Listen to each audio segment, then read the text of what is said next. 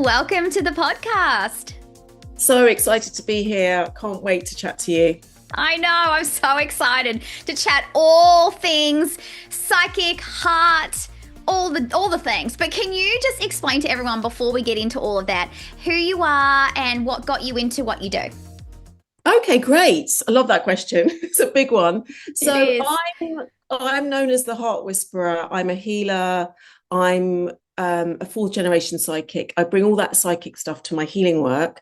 And really what's happened, over the last 20 years is I've kind of created, sort of downloaded really, a healing modality. And it's a healing modality that really works with the energy of the heart. So everything we do is through the heart.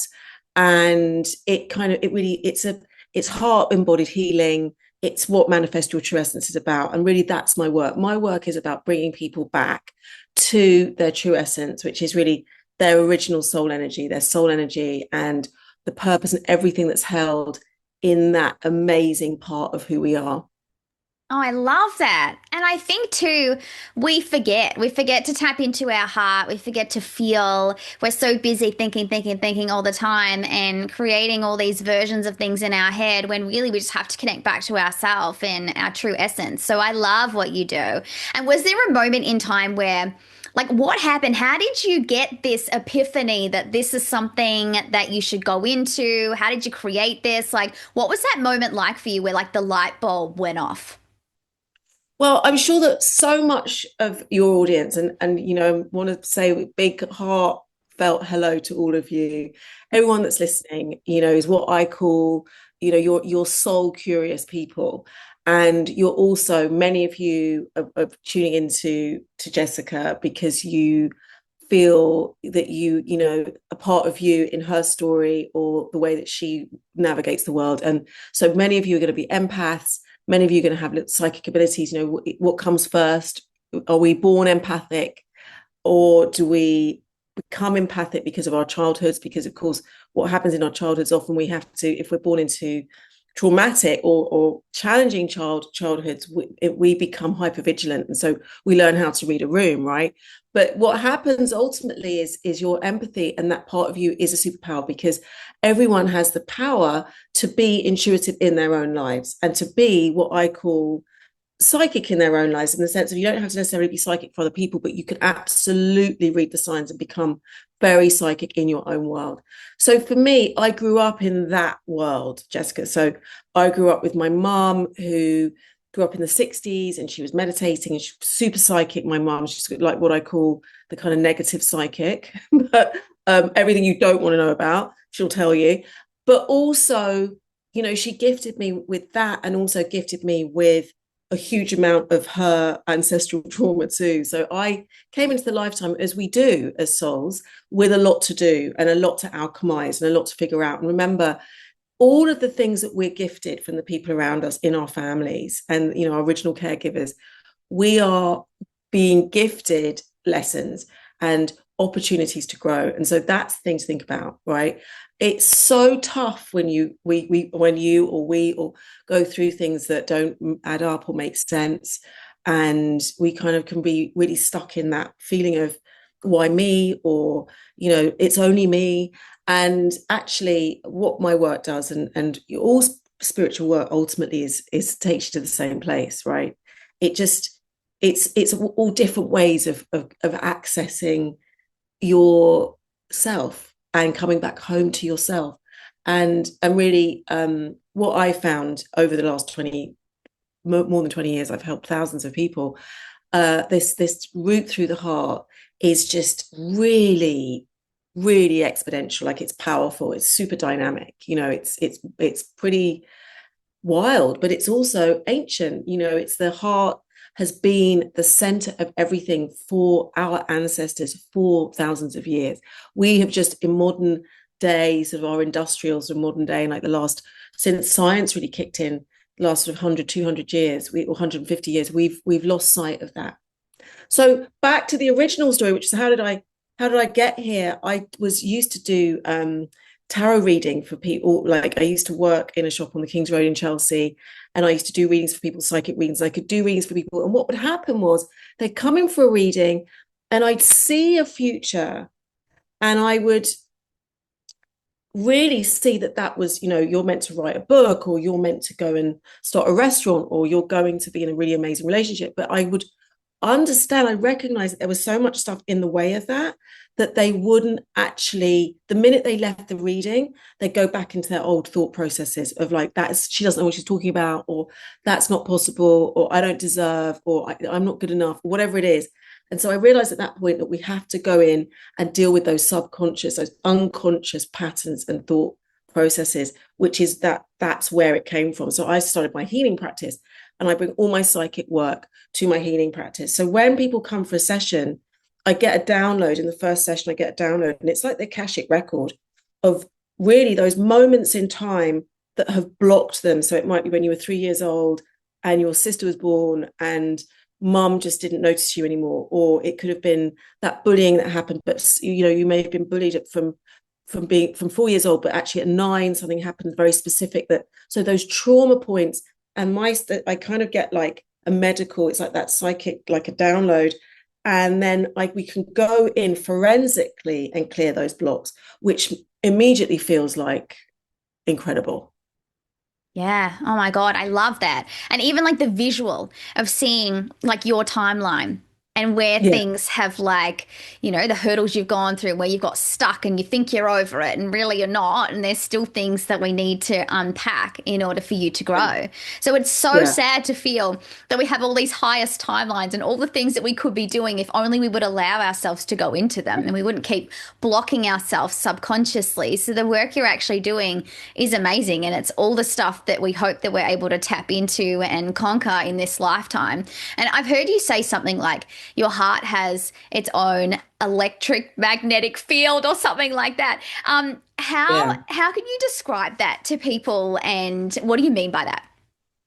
Okay, so this is where science is amazing. So what's happened is science has finally caught up with, whether it's in Chinese medicine being the emperor organ, or ancient Egypt, you really the heart was the soul, or whatever it, wherever it was with our ancestors. The heart is called cardioneurology, and it's a way of actually scientifically understanding the heart. And so what's been understood scientifically is that there is a field. So just imagine like an aura. There is a field that emanates from the heart. It's an electromagnetic field. Remember, we're made up of EMF, right? So that electromagnetic field that that comes off the computer, for example, that there's too much of that.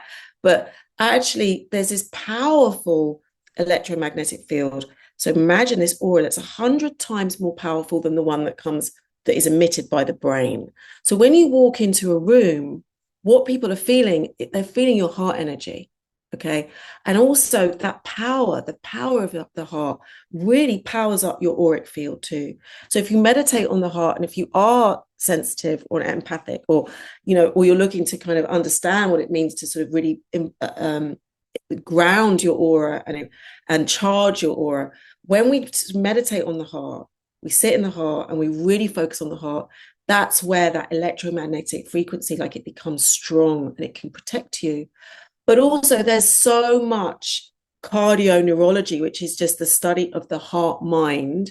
There's so many things out there that just blow my mind. So when I was understanding and learning about it, it just blew me away. And what science now knows is that the heart sends more messages to the brain than the brain sends to the heart, right?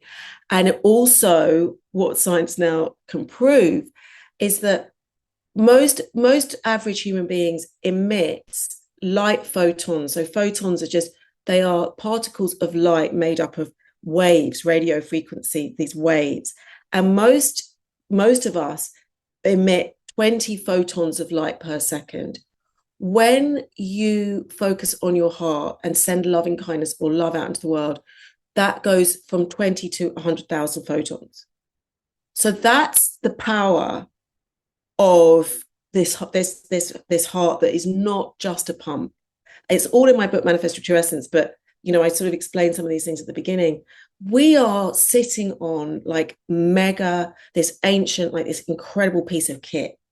Mm. And when you wake up that piece of kit, especially in this day and age, when we're bombarded by not everything on the outside is telling us that we're sort of not enough. Like, so with AI, AI is telling us that we're never really going to be intelligent enough. We're never going to be, people go to AI now for their psychic, for their counseling, for all sorts of things. But actually, this heart, that the heart that's sitting inside us right now has power. And not only is it when you step into it and you experience the physical, which is the breath, you can do your breath work, your meditation, the emotional, which is all the stuff that's holding, but then you plug into the spiritual heart, it's game on. Oh, I love that. And I think too, as you're talking, I was hearing in my head, when people say, "Oh my God, do I go with my head or do I go with my heart?" Like you hear that all the time. People are like, "Oh my God, I have like conflicting energy." What would you say to somebody who's feeling that conflict, like between the two? How do they decide what they actually need to do and move past some of the limiting beliefs perhaps that their head is telling them, or those old emotional wounds that are still running around their brain that's actually stopping them from moving forward? So the first thing is, what I'd say is when we talk about the heart, we don't talk about shutting the head down, right? Mhm. So we are talking about just bringing the heart online, like activating the heart, making the heart like your main center. So there's a kind of, it's called heart coherence. So we have a sort of an alignment with the mind. Because remember, the mind is action, it's organization, it gets us to do things. It can, it's important part of this incarnation.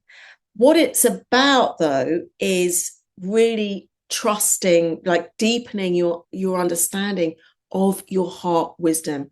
And to do that, we have got to do some of the work.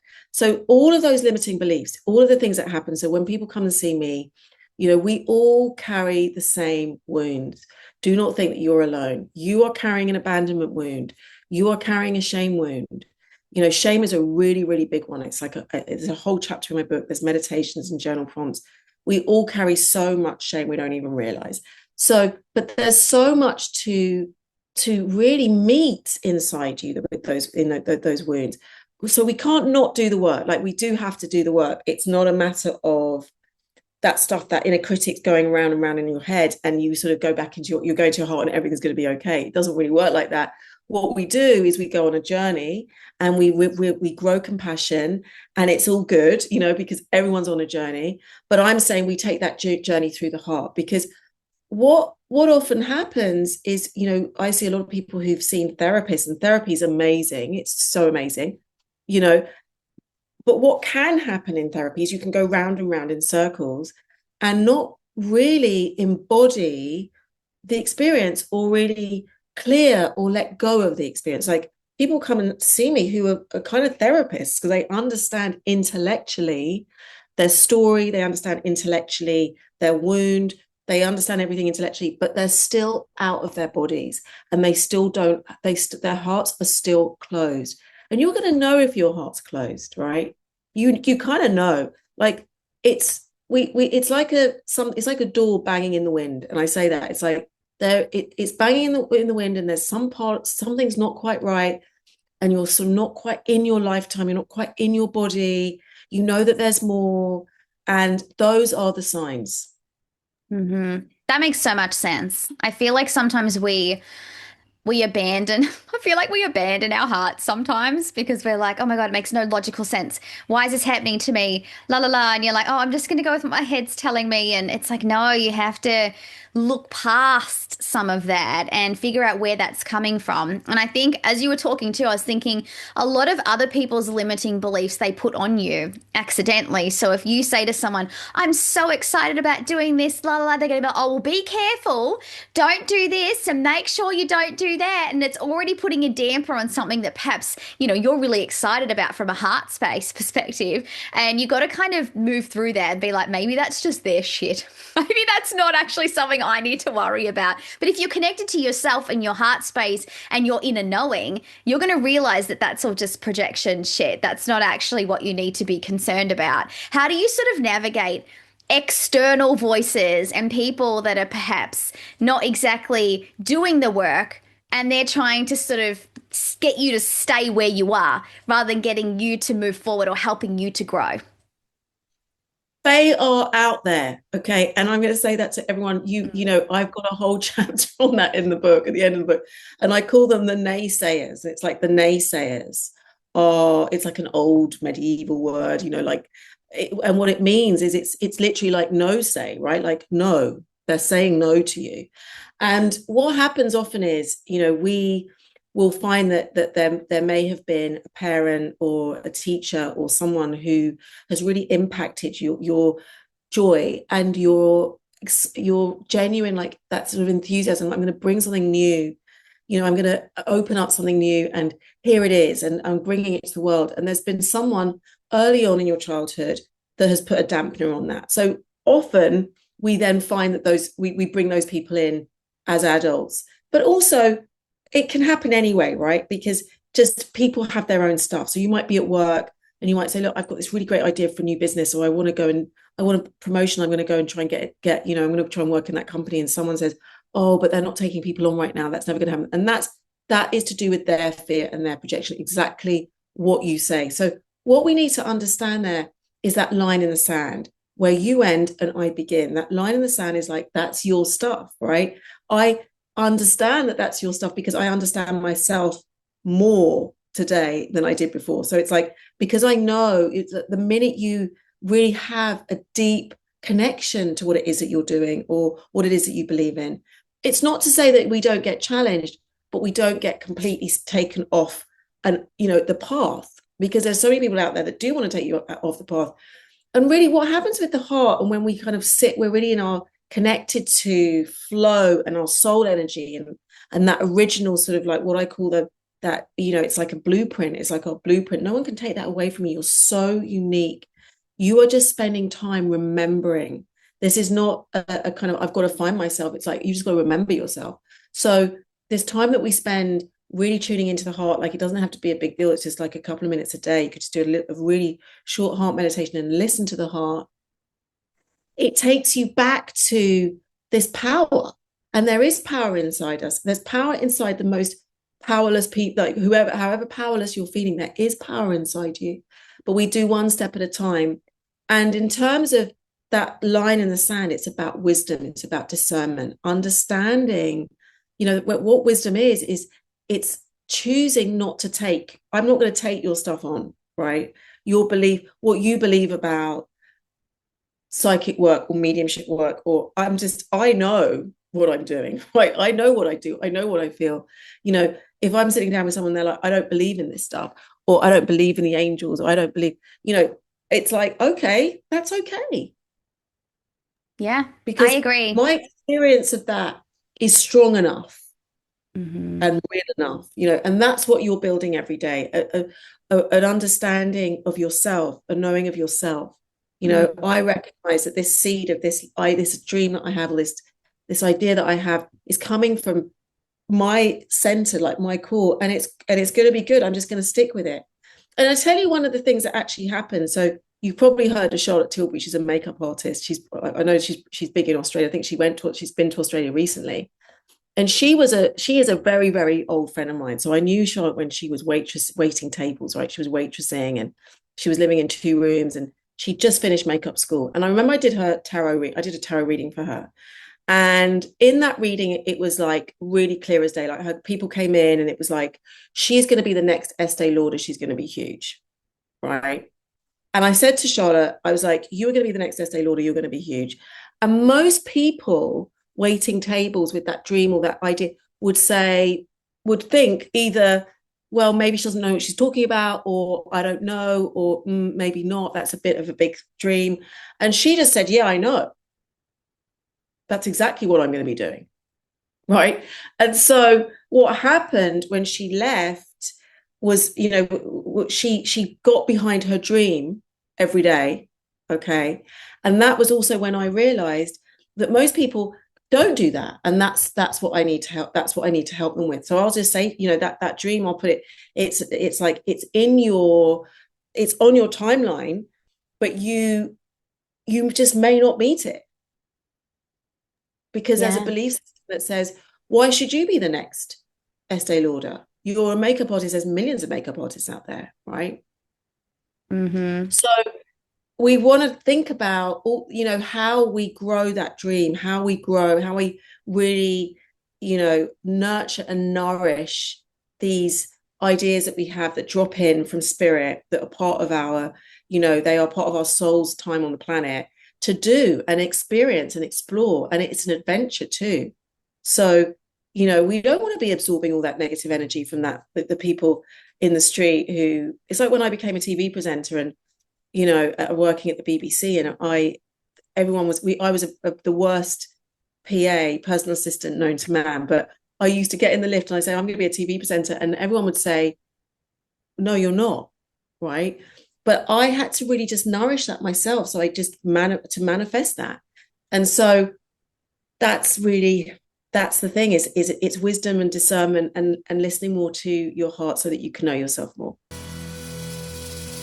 Hey, ho, lime glow. Hey, ho, lime glow. Go get some. Oh, I love this. And this is all leading into what I've been wanting to talk to you about, which is obviously manifestation and manifesting life. And I think, is your book called Manifest Your True Essence? Essence. Yes. Yeah. It's Yeah, all I love manifesting that. essence. Yeah. Yeah. So, what advice would you give to someone, or what do you wish you had have known before that you had epiphanies when you were writing your book? Like, what is the crux of what people need to know? If you were to give them like a couple one-liners, what do they need to know? Yeah. So I know that there's a beginning, a middle, and an end to healing. Okay. So when people start to do a little bit of work on themselves, and what Manifest Your True Essence really is it takes you through a process. So rather than doing one-to-ones with me, it's a really accessible, affordable way to manifest your true essence. And I poured everything into that because I just wanted to go out into the world and I want people to clear their blocks so that they can, understand, feel their hearts, live heart-led lives, because for me, the next revolution is the revolution of the heart and really manifest, bring all of that wonderful greatness to the planet because without everyone out there that's listening being in their light and doing what they're meant to do, the world is a really, it's bereft without it. It's like we're waiting for that light to be part of this frequency on the planet, and we need it right now. We all need it. It's chosen to do and live this lifetime right now, and it's a tricky one out there. So the three things I'd say is there's a beginning, a middle, and end to healing. So if you're stepping on the journey, don't get overwhelmed by it. Sometimes people get really overwhelmed and they feel like it's too much, it's too big, it's not. Okay. Remember, you are at the end of this journey, right? You are just going to meet yourself. So even like we go and do inner child work, like you're going to pick up your 6-year-old, and that is joyful. Like that is great. Like when you have all of those parts of you back with you in your heart, it's like you wake up and life feels different. So that's the first thing. The second thing I'd say with manifesting is there are two really important things to understand. It's like the magic, it's like the kryptonite of manifesting, right? And I've understood it because I started meditating when I was really young. So meditation does bring you into a quantum field so you understand energy.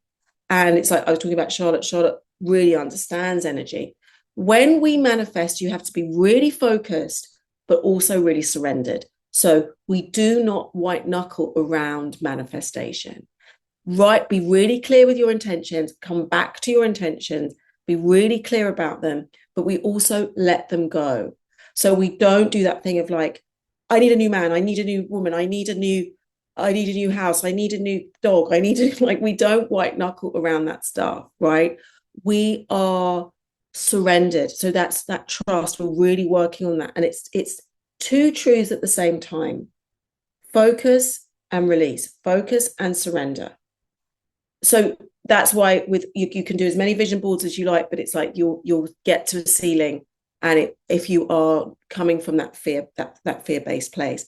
And the third thing is get into your heart, because when you manifest from your heart, it's a game changer. Because rather than manifesting from the head, and we know that the head has all of that stuff in it, and that confusion and all of those projections and all of those limiting beliefs. When we manifest from the heart, like I said, remember the photons, it goes from 20 to 100,000. Like that's the power. Electromagnetic field from the heart, 100 times more powerful than the brain. So you get into the heart and manifest from there. And I'll just say, try it. and let me know how it goes. Yes, I love that. And it's interesting too, because I was just thinking about, if people want to manifest, like a lot of success financially and all that kind of stuff. I think for me, even when I was thinking about that, I'm like, if you want to manifest money, like, let's just say, but for me, I would say I'd get to the why. Why do I want the money? Is it Yes. because I want it because I just want money, or do I want it because I want to support my family, or I want stability, or I want to continue to be able to live this life the way that I've, created it? Like, what's the actual why? Because that's hard. And I think that will land more and that will come to fruition if you figure out the why rather than just the blanket, I want money. Do you agree? Je- Absolutely, Jessica. Yeah, 100%. Like Mm. that would be the fourth thing, right? So by default, and you've just put that into words, and it's really important.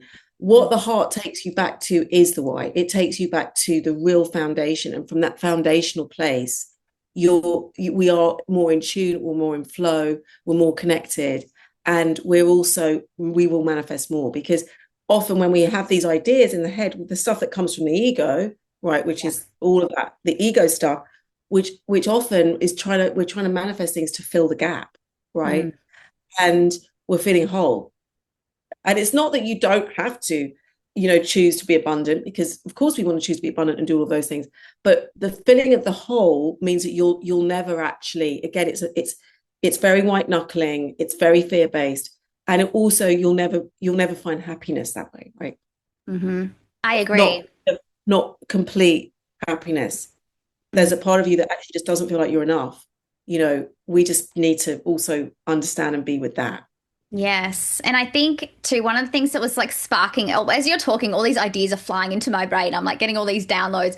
I want to talk Right. about purpose because I get asked this a lot. What is my soul's purpose? What am I here to do? Why can I not figure it out? How do you describe, or what advice would you give to people who are just like flailing around, not knowing why they're here and want to know what they're here to do? We all have a purpose. So what I say to people is we all come into the incarnation with our purpose is in our back pocket. Like, well, whatever the universe means to you, God, the universe, energy, whatever it is, we've come in with a purpose. There is not one soul on the planet that doesn't have a purpose. But what happens is our purpose can be different. So we've got that cosmic divine purpose, and we do have a cosmic divine purpose, right? And then we also have a purpose in the day to day, or the situation that we may be in that moment is, we have to be sort of thinking about what that is. And so that's about being really compassionate. So today it may just mean I need to show up to my children more. I need to be present with my children. And it's not I'm chasing the divine purpose or trying to download the divine purpose. But what I would say with that is we do not find our purpose through our minds. Okay. So what we find through the minds, and it's often that happens where people get to a point, it can be 28, often that Saturn return time, or often, maybe a little bit later in our 40s, or where we find that we are at a crossroads, or we want to pivot, or actually that career that we kind of got on when we left school is not fulfilling us anymore, or there's something that's again, it's like the door bank swinging in the wind, something not quite right, and what not quite satisfied. And what I say is that is your invitation to journey into your heart, because that's your moment of being, that's a soul curious moment. And just embrace that as a soul curious moment, because you will find your purpose, because everyone has one.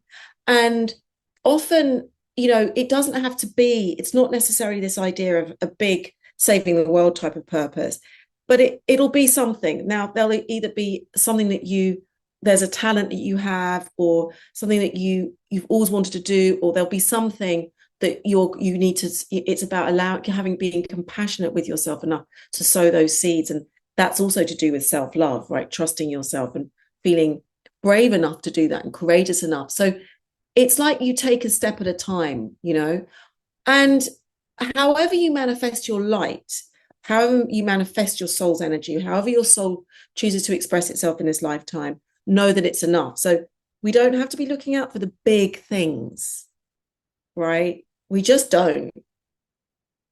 We just have to, be on this journey and trust that it's coming, because it will come, and you'll get the signs. Because as you obviously stay so curious, you become more connected, you're more aligned. So things are more synchronistic in your life. There are more signs, you do get more downloads, you do feel your guides, you do meet people in the street that can help you. You do the universe starts speaking to you through the universe, and that's that's a real joy. Mm-hmm. It is, absolutely. And I think too, sometimes we have multiple purposes. We have multiple Yes. things we're here to do. There's not just one thing. Yeah. Like, oh, I've done that No. now. Oh, well, I'm done.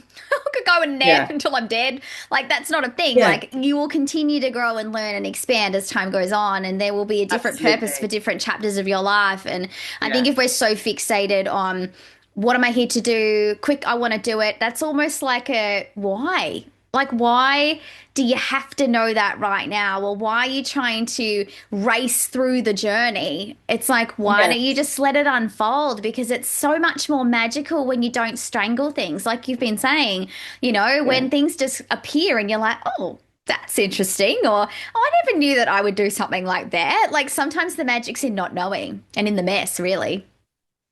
Jess, that is so spot on, Mm. 100%. So many people come to me with that panic, and Mm. that's, you are going to recognize that. People who are listening are going to recognize that, because it is a panic. It's this Mm. panic of the unknown. And life is an adventure. It is an adventure. If we can actually just allow it to be and unfold in that way, like you say, with that is the magic. The magic is in between the things. And it's when the universe speaks through the universe. And it's like that is just so fulfilling when things like that, those little things, those I call them the everyday miracles. And like they are the everyday miracles. You sit next to someone in a coffee shop and they're just the person you need to speak to, or you're getting on a plane and you speak to someone that's the right person for the next part of your journey, or whatever it is, or you just find that book that speaks to you at that time. And when we are open to that, yes, life can unfold in beautiful ways, magical and beautiful ways, and really guided ways. So Yeah. some of it's about giving it over, trusting that the universe does have your back. And that surrender that I was talking about when it comes to the sort of manifesting, we surrender. Yeah, I love that. And I think that that is a beautiful way to tie up this podcast is surrender people and trust your hearts and connect back to them. It's so important and it will lead the way. You will figure it out. If you're feeling lost right now, you will figure it out. There's always something else to come. There's always another step in the way, something you're going to step on, something you're going to come across. So don't feel like you're in the wrong direction because you're always exactly where you're supposed to be, ready for the next thing. So I love that. Well, before we go into the random questions that my wife has prepared for you earlier, Yeah, how can love everyone that. connect with you?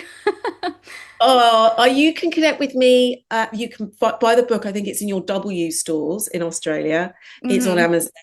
I've got a podcast, Love Purpose Connection podcast. You can find that wherever you listen to your podcast. I'm on Instagram, estelle.bingham or estellebingham.com. I do all sorts of online things. I've got a mystery school online and all sorts of different things. So love to see you. Oh, I love that. Beautiful. And I've started following you. That's why obviously you're on this podcast. And I love all the things that you are. So everyone needs to go and follow you. I'm telling you, you will not regret it. I love it. Oh, Okay, thank well, you, Jess. your random questions. You have three. Your first Loving one, this. your first one. Why do cats have 9 lives? Oh, wow. Well, I would say loving your wife for this one. Um, Cats on a physiological level front are magical beings, Hmm. right? I had a cat that fell off a balcony and she just, yeah, it was like my little black cat, little Missy, and she fell off a balcony and I was like, it's all over. And then she landed on she landed on her four paws. And what happens is they have got this physiological, like amazing they've got bendy bones. Oh my So that's gosh. just, yeah. So that's just the power of the physiological makeup of a cat. But also, I would say I'm going to throw in, because obviously it's like, let's just throw in some random things about cats. You Yeah. know, they have been, I love a cat. They have been, since the beginning of time, Egypt, Bast was I think the cat, they've been really, they've been honored, and they are psychic, and their purrs, when they purr, they actually can, when if they're sitting on top of you, they can heal you. You know, so they are really a gift to us. And I think they have 9 lives because they're here to, you know, they're part of our spirit family. Our animals are part of our, you know, family in the light. Really, when they cross over, they are there. They come to meet us, and they've got 9 lives because they've got you. They've got your back. They've got our back. So they're in for the duration. Oh, I love that answer. That's so sweet. I can't believe your cat fell off the balcony. I can't. I'm like traumatized from the story. I'm like, oh my God, this poor cat. Oh my God. I And know she lived to tell the tale, Jess. She lived to tell the tale. oh my God, that's so cute. It's funny too because my cat at night, she always sleeps at my feet and I can always feel her like vibrating on my legs. I'm like, oh, you're healing me. You must think I'm whacked. Yeah, they do. Oh my They're like God. all over it. You're like, I'm fine, I'm fine, I'm fine. And meanwhile, back at the ranch, they're like those big, deep, you know, Yeah. purrs you back into alignment. Yeah, she definitely does that for me. I'm very lucky. Okay. Why do round pizzas come in square boxes? Good question. Good question. I would say because, you know, can you imagine how long it would take to create a round pizza box? It'd be a lot. It'd be pretty full on. That just feels intense and like It too does. much. How would it structure. close? Oh, I guess you could kind of have. It would be a lot. I think they've It just would done the be- easy road. They've done the easy road. It wouldn't close. It's a hoo-ha. Yeah, I agree. All right, your final question. Can you fold a fitted sheet by yourself? Where does she come up with these? I mean, I Just love come it. out of her brain. They're too random. That's so random. Can I fold a fitted sheet myself? Yes. You know how normally people like just the ones that are like bunched and you kind of just wrap them up in a ball? Like, can you actually do the whole like get the corners together and like make it all flat? Like, can you Not in a fold million it? billion light years. I am a Virgo rising. I do have that kind of organizational thing, but the rest of me is like Aries, Sagittarius, and forget about it. I haven't got time to. I haven't got. You know, I don't want to swear on the podcast, but I haven't No, got you time for can. this shit. Like, no, it's a no. I'm really bad at ironing as well. Oh my God, I'm the same. I hate to iron. I just have a steamer that I use every now and then. I'm no time for that. Like, no good. Yeah, no good. Oh, I love that. Well, thank you so much for being here. I've absolutely loved talking to you. It's been such a joy, Jess. Thank you so much for having me. I really had such a lovely time with you.